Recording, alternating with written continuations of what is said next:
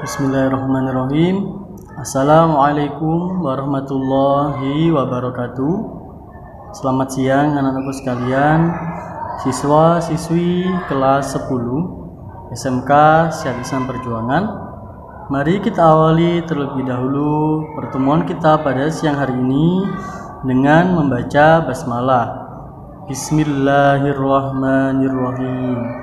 Terima kasih. Bagaimana kabarnya anak-anakku sekalian? Bapak harap semuanya senantiasa dalam keadaan sehat walafiat, senantiasa dalam lindungan Allah Subhanahu wa taala, serta diberikan kemudahan dalam menjalankan setiap aktivitas seperti aktivitas beribadah, aktivitas belajar, dan lain sebagainya.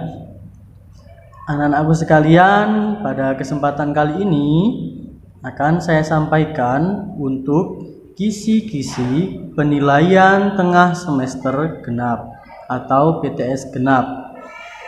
Nah, anak-anak, untuk PTS kita kali ini seperti yang sudah kita laksanakan pada semester ganjil, bahwa untuk PTS adalah soalnya nanti ada sejumlah 20 soal pilihan ganda, kemudian 5 soal esai. Nah, untuk PABP kita nanti yang akan saya ujikan adalah meliputi bab 6, bab 7, dan bab 8, anak-anak ya. Nanti bisa kalian screenshot atau bisa kalian catat. Nanti akan saya tayangkan untuk kisi-kisinya setiap bab.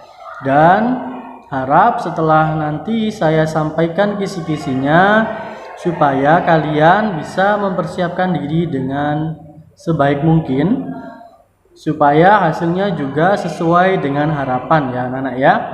Mungkin waktu di semester gasal kemarin nilainya dirasa masih kurang, waktu PAS kemarin atau PTS kemarin bisa mulai diperbaiki ketika PTS genap insya Allah minggu depan ini ya anak-anak ya. Dan biasanya untuk PABP ujiannya adalah di hari pertama ujian. Misalkan ujiannya hari Senin, berarti PABP ini akan diujikan pada hari Senin itu, anak-anak ya. Dan biasanya nanti untuk pilihan gandanya dikerjakan secara online, kemudian untuk esainya dikerjakan di LJK yang sudah disediakan oleh panitia atau Bapak Ibu guru. Oleh karena itu, dikerjakan dengan sebaik mungkin, dipelajari dengan sebaik-baiknya supaya bisa mengerjakan soal dengan mudah. Baik anak-anak, kita ikuti bersama untuk kisi-kisi PTS genap SMK Syariah Islam Perjuangan mata pelajaran PABP kelas 10. Yang pertama adalah bab 6 dengan tema meniti hidup dengan kemuliaan. Nah, anak di sini kalian bisa mempelajari dari PDF yang sudah saya share untuk bab 6-nya. Di mana di sana nanti ada pengendalian diri atau mujahadah nafas, kemudian ada juga berprasangka baik atau husnudzon, dan juga persaudaraan atau ukhuwah ya anak-anak ya. Nah, itu untuk bab 6-nya. Mengenai kisi-kisinya adalah yang pertama pengertian pengendalian diri, prasangka baik, dan persaudaraan. Jadi itu bisa kalian pelajari pengertian menurut bahasa dan pengertian menurut istilah ya anak-anak ya. Kemudian yang berikutnya adalah hukum bacaan tajwid dalam Al-Quran surah Al-Hujurat ayat 12. Itu bisa kalian mulai pelajari, dicari ada hukum bacaan tajwid apa saja di situ ya anak-anak ya. Kemudian yang selanjutnya adalah arti lafaz dalam Al-Quran surah Al-Hujurat ayat 10. Kalian bisa mempelajarinya dari terjemah yang ada di PDF itu bisa, atau kalian juga bisa mempelajarinya dari internet. Mungkin bisa mempelajarinya per kata, jadi tahu arti perkataannya itu apa saja dalam ayat tersebut. Kemudian yang selanjutnya adalah contoh perilaku yang menunjukkan sikap pengendalian diri, prasangka baik, dan persaudaraan. Jadi kalian bisa mempelajarinya dari internet juga, dicari sikap apa saja yang mencerminkan sikap pengendalian diri, kemudian sikap apa saja yang menunjukkan sikap prasangka baik, dan juga sikap apa saja atau perilaku apa saja yang menunjukkan sikap persaudaraan itu anak-anak. Kemudian yang terakhir adalah dalil perintah tentang pengendalian diri, prasangka baik, dan persaudaraan. Itu bisa kalian pelajari, ada di surat apa dan ayat berapa. Itu anak-anak ya. Nah, itu untuk bab 6 dengan tema meniti hidup dengan kemuliaan. Yang berikutnya adalah bab 7, yakni dengan tema malaikat selalu bersamaku. Tentu saja dari tema ini kita bisa tahu bahwa babnya adalah tentang beriman kepada malaikat. Nah, apa saja untuk kisi-kisinya ya anak-anak ya? Baiklah, kita lanjutkan untuk kisi-kisinya mengenai bab 7 dengan tema malaikat selalu bersamaku. Yang pertama adalah sifat malaikat atau ciri-ciri malaikat itu apa saja. Nah, itu bisa kalian pelajari anak-anak dari PDF yang saya share, atau kalian jadi browsing dari Google juga bisa. Kemudian nama-nama malaikat yang jumlahnya ada 10 itu kalian harus hafal ya. Siapa saja malaikat yang pertama sampai malaikat yang nomor 10 harus paham ya anak-anak ya.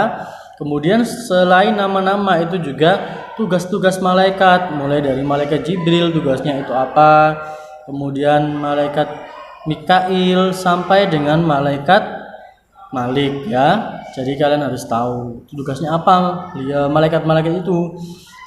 Dan tugasnya mereka pun tidak hanya satu. Kalau kita ketahui selama ini misalkan malaikat Jibril menyampaikan wahyu. Nah, itu adalah pengetahuan paling dasar atau ketika kita masih di jenjang taman kanak-kanak atau sekolah dasar. Tapi kalau kita sudah di jenjang SMK seperti ini, maka kita sudah harus bisa mengetahui bahwa tugas-tugas dari para malaikat itu bukan cuma itu saja ya anak-anak ya. Kemudian yang terakhir adalah perilaku beriman kepada malaikat. Nah, bagaimana contohnya sikap atau perilaku orang yang beriman kepada malaikat Jibril misalkan, atau orang yang beriman kepada malaikat Raqib dan Atid. Nah, itu perilakunya seperti apa? Itu anak-anak ya. Kemudian yang terakhir atau bab 8 yakni dengan tema hikmah ibadah haji, zakat dan wakaf dalam kehidupan. Nah, ini bab ke-8 ya yang baru saja kita pelajari minggu lalu. Nah, untuk kisi-kisinya yang pertama kalian pelajari pengertian haji, zakat dan juga wakaf. Nah, pengertiannya itu apa saja ya anak-anak ya. Kemudian juga yang kedua syarat wajib haji. Nah, syarat wajib haji itu apa saja? Ada syarat wajib, ada syarat sah. Nah, di sini adalah syarat wajib hajinya. Kalian pelajari dengan betul. Kemudian jenis haji, ya ada haji tamattu, ada haji ifrad, ada haji qiron. Kalian harus paham betul ketiga haji tersebut perbedaannya ada di mana, pengertiannya apa. Kemudian dalil zakat. Nah, ini masuk kepada bab zakatnya. Nah, dalil zakat ini ada dalam Al-Quran surah apa dan ayat berapa, itu kalian juga harus paham. Kemudian syarat yang berkaitan dengan subjek zakat atau muzaki. Nah, syarat-syarat orang yang mau berzakat dan zakatnya bisa sah itu ada apa saja anak-anak ya. Kemudian dalil ibadah wakaf. Nah, kalian harus tahu juga, dipelajari, disebutkan dalam Al-Quran surat apa dan ayat berapa. Kemudian yang terakhir adalah syarat benda yang diwakafkan atau al-mauquf. Nah, syarat-syarat benda yang diwakafkan itu apa saja?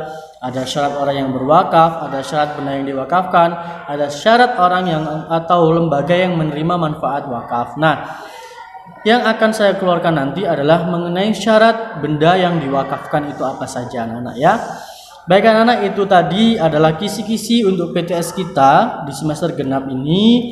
Silakan dipersiapkan dengan semaksimal mungkin. Semoga hasilnya juga bisa sesuai harapan dan maksimal.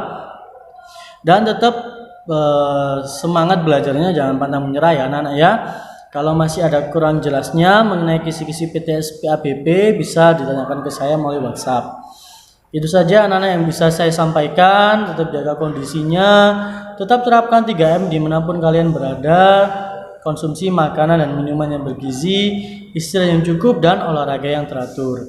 Baik anak-anak, itu saja yang bisa saya sampaikan. Untuk tugasnya hari ini ditulis kisi-kisinya di buku masing-masing, kemudian difoto dan dikirim ke saya. Saya pengen tahu siapa yang sudah menyimak video ini sampai akhir. Jadi ditulis kisi-kisinya sesuai dengan apa yang tertera di slide yang saya tampilkan di sini ya anak-anak ya. Baik, itu saja, saya tunggu tugasnya sampai jam 9 malam nanti anak-anak ya. Baik, itu saja, mari kita akhiri dengan membaca hamdalah bersama-sama. Alhamdulillahirabbil alamin. Baik, terima kasih anak-anakku sekalian, semoga bermanfaat. Kurang lebihnya saya mohon maaf. Wassalamualaikum warahmatullahi wabarakatuh.